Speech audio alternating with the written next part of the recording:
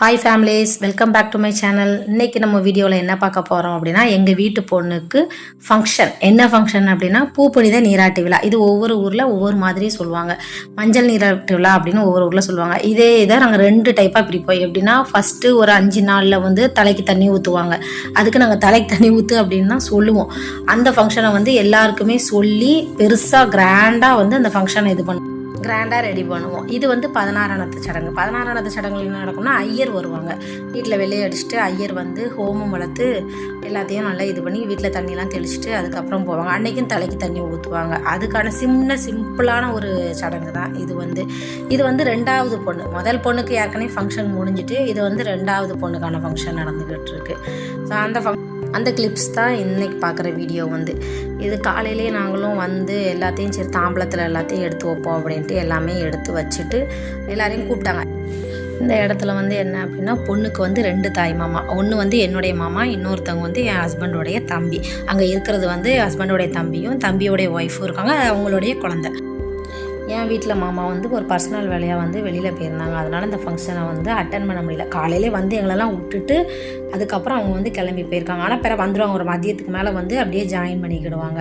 நான் சரி அவங்க வெளியில் போயிருக்காங்க அப்படிங்கிறதுனால என் பையனை அவங்க கூட சேர்ந்து பக்கத்தில் இருக்க வச்சுட்டேன் நான். அதுக்கப்புறம் ஐயர் எல்லா ஸ்லோகம்லாம் சொல்லி எல்லாருக்கும் மாலையை எடுத்து கொடுத்து மாலையெல்லாம் போட்டு முடிச்சுட்டு அதுக்கப்புறம் அவங்க ரொம்ப அவங்களுக்கு தெரிஞ்ச ஸ்லோகம் எல்லாத்தையும் சொல்லி முடிச்சுட்டு ஒவ்வொரு குச்சிகளையும் எடுத்து வச்சு அவள் பொரி கற்கண்டு அந்த மாதிரி ஐட்டத்தெல்லாம் தூக்கி ஒரு தட்டில் வச்சு கொடுத்து அதை அதை ஹோமத்தில் போட சொல்லுவாங்க.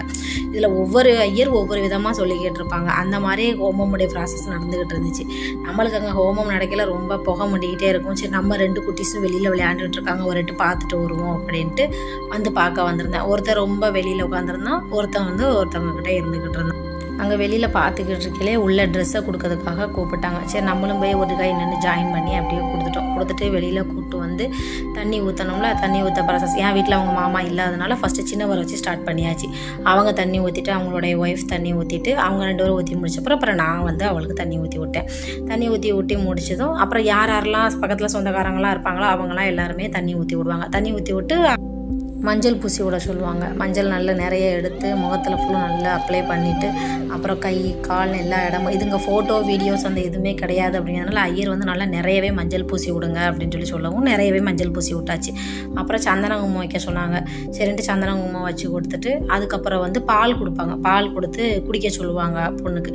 பாலை கொடுத்து குடித்ததும் அதுக்கப்புறம் மறுபடியும் தண்ணியை ஊற்றி விட்டு எல்லாமே ஃபினிஷ் பண்ணி முடிச்சிருவாங்க. அப்புறம் உள்ளே நாங்கள் ட்ரெஸ் மாற்றிட்டு அவளுக்கு மேக்கப் பண்ணிவிட்டு ரெடி பண்ணி ஒரு இடத்துல கொண்டு உட்கார வச்சுருவோம். பழச்சிட்டு இருந்தாலும் அதே மாதிரி ஒரு இடத்துல உட்கார வச்சுருவோம். உட்கார வச்சுட்டு அப்புறம் மாப்பிள்ளையை உட்கார சொல்லுவாங்க. மாப்பிள்ளை தாய் மாமாவுடைய பெண் குழந்தை இருந்துச்சுன்னா அவங்கள இருக்க சொல்லுவாங்க. இல்லை வேறு யாருடைய மாமா முறையிறப்புள்ள அவங்களுடைய பெண் குழந்தை இருந்துச்சுன்னா இருக்க சொல்லுவாங்க. எங்கள் பொண்ணு ஒரே விளையாட்டு பிசிங்கனால இருக்க மாட்டேன்ட்டு ஒரே அளவு. அதுக்கப்புறம் சரி நம்ம பையனை உட்கார வச்சுருவோம் அப்படின்ட்டு அவனை உட்கார வச்சு பார்த்தா கடைசியில் ஐயர் ஆண் குழந்தைய இருக்க வைக்கக்கூடாது அப்படின்ட்டாங்க. அதுக்கு பதில் தாய் மாமா ஒய்ஃபை இருக்க சொல்லுங்கள் அப்படின்னு சொல்லி என்ன உட்கார வச்சிட்டாங்க. எனக்கு மாலையை போட்டு விட்டாங்க. கடைசியில் அவளுக்கு நான் மாப்பிள்ளை ஆகிட்டேன். சரி இருந்தாலும் என் பையனே மடியில் வச்சுக்கிடுவோம் அப்படின்ட்டு கொஞ்சம் நேரம் வச்சுருந்தேன். அப்புறம் அவனும் கொஞ்சம் சிறுங்க ஆரம்பிச்சிட்டான் அப்படின்னு சொல்லி தூக்கிட்டாங்க ஆள். அப்புறம் சின்ன சின்ன சடங்குகள் நடக்கும். எல்லாத்தையும் இந்த அப்பளம் சுட்ட அப்பளத்தெல்லாம் எடுத்து கையில் வச்சு அதெல்லாம் நல்லா சுற்றி வடபக்கம் தெம்பக்கம் மேல் பக்கம் கீழ் பக்கம் 4 பக்கமும் ஒவ்வொரு ஆளாக போட சொல்லுவாங்க. ஒரு ஆள் வடபக்கம், ஒரு ஆள் தெம்பக்கம், அப்படி ஒரு ஆள் மேல் பக்கம் போடுவாங்க, ஒரு ஆள் கீழ்ப்பக்கம், அந்த மாதிரி நாங்களை சுற்றி அப்படி போடுற மாதிரி இருக்கும்.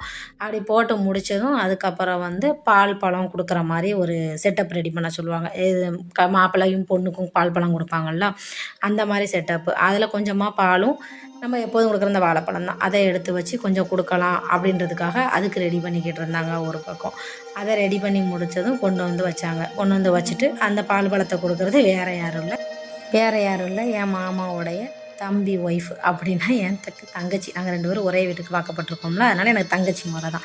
அவள் தான் எனக்கு கொடுத்துக்கிட்டு இருந்தா பாலும் பழமும். இவ்வளோ பெரிய மாப்பிள்ளையை எங்கேயாவது பார்த்துருப்போமா அப்படின்னு சொல்லி ஒரே கூத்து, ஒரே சிரிச்சுக்கிட்டோம். அப்படியே தான் மாப்பிள்ளைக்கு அவள் பாலும் பழமும் கொடுத்த மாதிரி எனக்கு ஒரு 2 வாய், பொண்ணுக்கு ஒரு 2 வாய் அப்படின்ட்டு ஆளுக்கு ஒவ்வொரு வாயாக கொடுத்து முடித்தா. இதுக்கு பெரிய கூத்தே நம்ம வீட்டு பொண்ணு தான். அந்த குட்டி உட்காந்துருந்துச்சு அப்படின்னா இவ்வளோ பெரிய கூத்து நடந்திருக்கே செய்யாது. சரி அது அழுதுகிட்டு இருக்கா, ஒரே விளையாட்டு பிஸியில் இருக்கா அப்படின்னு சொல்லி அவளையும் விட்டாச்சு. சின்ன பிள்ளை நம்ம ரொம்ப கட்டுப்படுத்த முடியாதா அப்படின்ட்டு விட்டாச்சு. ஐயர் ஒரு பக்கம் சிரிச்சுக்கிட்டே சரி ஆரத்தி எடுத்துருங்க, ஆரத்தி எடுத்துகிட்டு போய் வேணால் மாப்பிள்ளையும் பொண்ணு ஒரு பட்டா எடுத்துகிட்டு அப்புறம் ஒரு 5 நிமிஷம் கழித்து மாலையை கழுத்திக்கோங்க அப்படின்றாரு. ஏன்னா நம்ம வீட்டு குட்டீஸ் வந்து இங்கே அழுக ஆரம்பிச்சிட்டு அப்புறம் நம்ம கழுத்தில் இருந்த மாலையை தூக்கி அவங்க கழுத்தில் போட்டு ஒரே விளையாட்டு தான். அங்கிட்டும் எங்கிட்டும் லாந்திக்கிட்டு நடந்துக்கிட்டும் சிரிச்சுக்கிட்டும் அப்படியே அன்றைக்கி டைம் வந்து ஓடிட்டு அப்புறம் எல்லாருமே உட்காந்து அசம்பிள் ஆகி கொஞ்சம் ஒரு நேரம் இருந்து பேசிட்டு 2 பேரையும் நல்லா விளையாட விட்டு பார்த்துட்டு கொஞ்ச நேரத்தில் நாங்களும் ஊருக்கு கிளம்பிட்டோம். இப்படி தான் இந்தவருடைய ஃபங்க்ஷன் வந்து இன்னையோட டே வந்து எங்களுக்கு முடிஞ்சுது. ரொம்ப ஜாலியாக தான் இருந்துச்சு. சிம்பிளாக இருந்தாலும் ரொம்ப ஹாப்பியாக ரொம்ப ஹாப்பினஸோட ரொம்ப சந்தோஷமாக வந்து இன்னைக்கு டேயை வந்து ஃபினிஷ் பண்ணிட்டோம் நாங்கள். So okay bye.